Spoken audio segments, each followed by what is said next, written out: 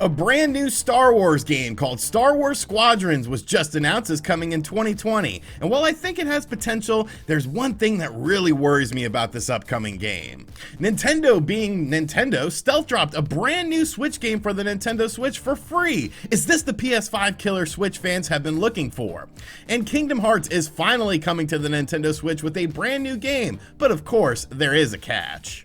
What's going on, guys? I'm RGT85. If this is your first time on the channel, be sure to hit that subscribe button. But without any further ado, let's talk about what's going on in the world of video games. So ever since EA got acquisition of the Star Wars license, I would say games in the Star Wars franchise have been a bit hit or miss. You had Star Wars Battlefront, which of course was the title of a game that originally came out on the PS2, and that game was okay-ish, but there was obviously a lot of nickel and diming within that game that they did manage to fix with Battlefront 2, making it a more complete experience. Of course, you had Star Wars Jedi Fallen Order as well last year, and that game seemed to be very popular. People enjoyed that single player experience set within the Star Wars universe. Now, of course, there have been casualties of the Star Wars license as well, with games like Star Wars 1313, a very narrative driven game that was set within the Star Wars universe that seemed to be ultimately canceled. But Star Wars is actually getting another game this year in 2020 with Star Wars Squadrons, which was just announced by EA yesterday, and we got a little bit of a teaser trailer with it. Now, this game was used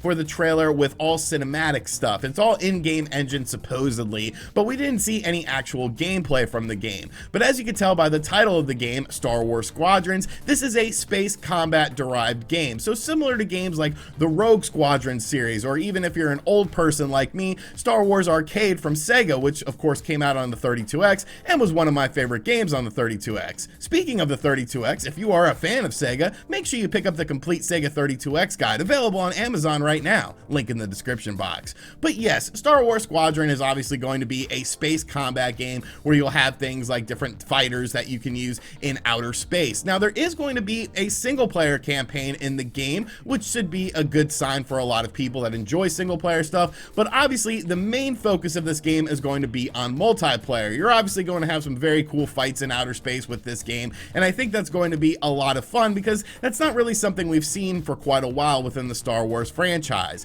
Now, this game will be coming out on the PS4, Xbox One, and PC, so there is no Nintendo Switch version of this game, which of course will probably let some people down, but let's be realistic, this is EA. You're lucky you're getting Burnout Paradise Remastered coming out on the Switch this week, which of course we will be checking out here on the channel. One thing I do think is pretty cool is that the game is going to offer cross-play support as well, so you'll be able to play with people whether they're on the PS4, the Xbox One, or the PC. So I think that really opens up the whole user library as far as people that you'll be able to play online with. Obviously, there is going to be a strong online component with this game, so the more people you have that are playing this game online, the merrier it is. Now, this game is actually coming out pretty soon as well. The release date is going to be on October 2nd for this game, so just a couple months away. Now, EA did say that this will be at the EA Play event that will be happening on Thursday, and that's when you'll get an actual in-depth look at the gameplay from this. Now, I've actually heard some rumors about the EA Play event, and don't sleep on this event. I've actually heard that there's going to be some pretty big surprises at this event. I've heard a couple things, and I'm actually looking forward to the EA Play event, so there has to be something there that has me interested in it. Now, like I said, Star Wars Squadrons seems like a good game. You know, everything seems to be hitting all the check boxes. The graphics look nice from what we've seen. It's a Star Wars game based in outer space, which is something we haven't seen in quite a while. So what is my concern with this game? What is my issue with this game? Well, it's the price. And you might be saying to yourself, well, RGT, you're a cheap man. You should be happy if this game is not $60. And this game isn't $60. It's actually going to be a $40 game.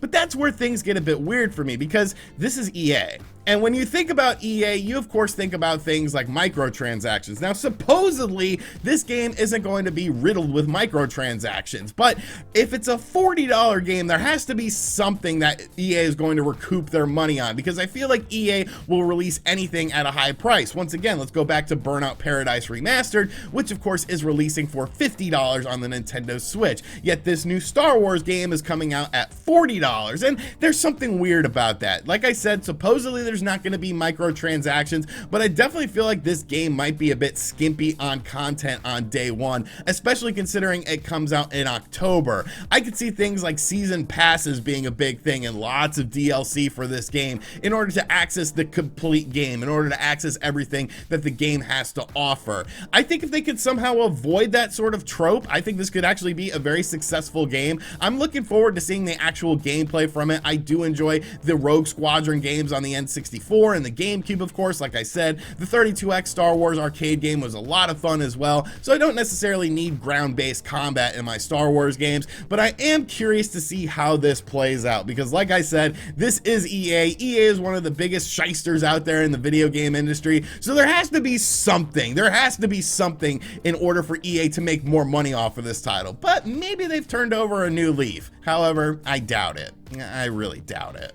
Yesterday on the channel, we of course talked about the Nintendo Switch going up against the PlayStation 5 and the Xbox Series X. This battle is coming up very soon, and a lot of people were concerned about how the Nintendo Switch was going to be able to handle these two new consoles coming to the marketplace. I made a video on it yesterday, like I said, and I feel like I did a good job of explaining everything of how this will probably play out, at least in my opinion. There's really not a whole lot of stuff to worry about if you're a Nintendo Switch owner, but one obvious area is the fact that Nintendo just hasn't really announced any games for 2020 for the Nintendo Switch. We know about 2 games coming out in the month of July with Paper Mario, the Origami King, and of course Deadly Premonition 2, but beyond that, we don't really know what Nintendo is doing. Of course, it seems like there's no Nintendo Directs on the horizon as well, so people are wondering, well, what the hell is coming out on the Nintendo Switch from Nintendo? Could there be more stealth game announcements, much like Paper Mario, the Origami King essentially just came out of nowhere? Well, late last night, we got a stealth announcement and a stealth release date. Is this game the PlayStation 5 killer? I think it might be. This game is called Jump Rope Challenge. Yes, folks, Jump Rope Challenge. We are jumping ropes, and you play as a bunny and you try to jump rope with your Joy-Cons. It's like a workout game. Obviously, Ring Fit Adventure has been very hard to get your hands on, so this is sort of something that you can play in the comfort of your own home and essentially jump rope. Now, you have a goal of doing 100 jumps in a day, but you can increase that goal. There's actually local multiplayer with multiple Joy-Cons and cloud saves with this game. So remember, folks, Bunny Jump Rope utilizes cloud saves, but Animal Crossing doesn't because of reasons. Now, this game was actually created by a few of Nintendo of Japan developers in order to stay active during the day with things like quarantine happening, and I guess Nintendo just decided to release this as a game. Now, the game is free until September, and then there's no word on any sort of pricing as far as how much this game will cost after September, but if you have a Nintendo Switch, you could download this game. Now, you can see here that there's like multiple different backgrounds and stuff like that, and you jump rope as a bunny. People like bunnies, so I think the PlayStation 5 really got a shot in the leg right here. You know, this was a straight jab into the right leg for the PlayStation 5 to show you that Nintendo isn't messing around with the Nintendo Switch. Now, obviously, some of this is tongue-in-cheek. It is just a free game that Nintendo decided to release, but at least they are willing to just release games completely out of the blue, even if they're little free experiences. So that's just sort of show you how Nintendo seems to be playing out the rest of 2020. There might be more things like stealth drops like we saw with Paper Mario, the Origami King, and of course stealth releases like we saw with Jump Rope Challenge. So who knows what Nintendo has in store for 2020, but yeah, definitely a very interesting game to just come out of completely nowhere with, and I don't know, maybe I'll download it, but probably not. And finally, the Kingdom Hearts series and Nintendo relationship has been, well, it's been pretty weird. When you look at Kingdom Hearts, you would think to yourself, well, this is a game based on Disney characters. This is something that would make perfect sense on Nintendo platforms, because obviously a lot of younger players like to pick up Nintendo consoles and play games like Mario and other fun games like that that are pretty much games for all ages. And I feel like the Kingdom Hearts series is sort of a series like that. Now, of course, there's been some love for the series on the DS and the 3DS with offshoot games from the Kingdom Hearts universe, but you never had a Nintendo console get an actual Kingdom Hearts game until now in 2020.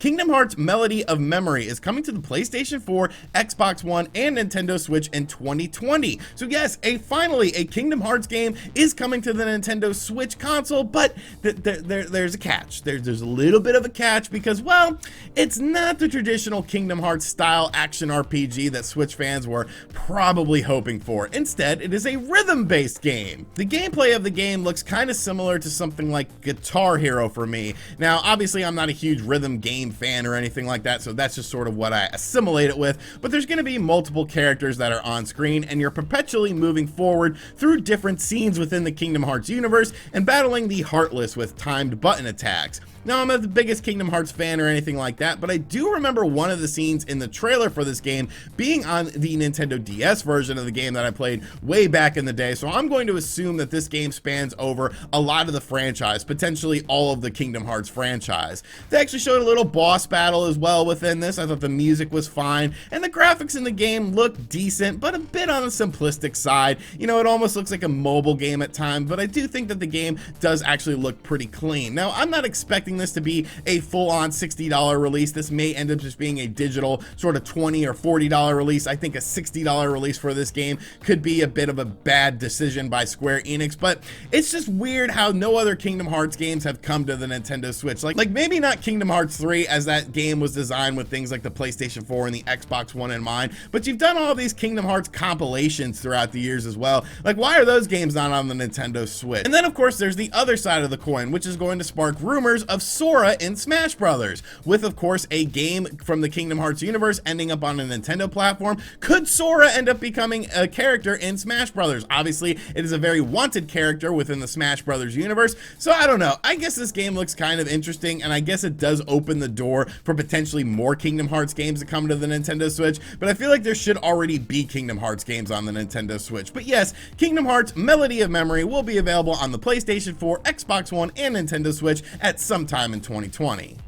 Alright, so that is going to do it for today's video. We got a Star Wars game to talk about, we got a bunny jumping rope to talk about, and of course we have Kingdom Hearts coming to the Nintendo Switch finally with a little bit of a catch. So let me know in the comments section down below what you think of everything, and as always guys, thank you for checking out this video. If you're new to the channel, make sure you subscribe and turn on notifications. Be sure to check out other videos on the channel. Like I said, we did a really good video on the Nintendo Switch versus the PS5 and the Xbox Series X yesterday. People really seem to enjoy that video, so maybe you will too. And as always guys, I will catch you guys on the next video.